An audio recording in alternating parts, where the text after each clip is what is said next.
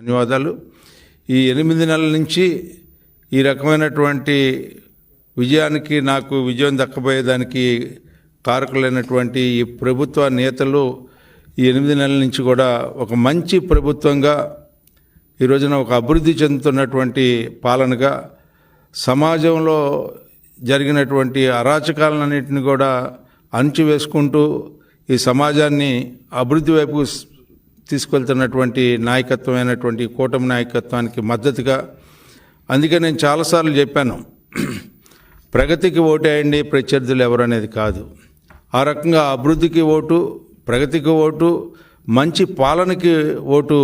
అందుకే చంద్రబాబు నాయుడు గారు చాలా స్పష్టంగా ఎన్ని విషయాలు వచ్చినా కూడా ఈ ప్రభుత్వం ఏర్పడిన దగ్గర నుంచి అన్ని విషయాల్ని సమయస్ఫూర్తితో సమ్మిళిత అభివృద్ధిని సాధించడానికి ఎంతో సమన్వయంతో ఈ రాష్ట్రాన్ని ముందుకు తీసుకెళ్తున్నాడనే నమ్మిక ఈ రోజున ఓటర్లలో కలగటం వల్ల ఎంత పెద్ద ఎత్తున దాదాపు 68% ఓటర్లు ఈ రోజున ఓటుకి వచ్చి వారు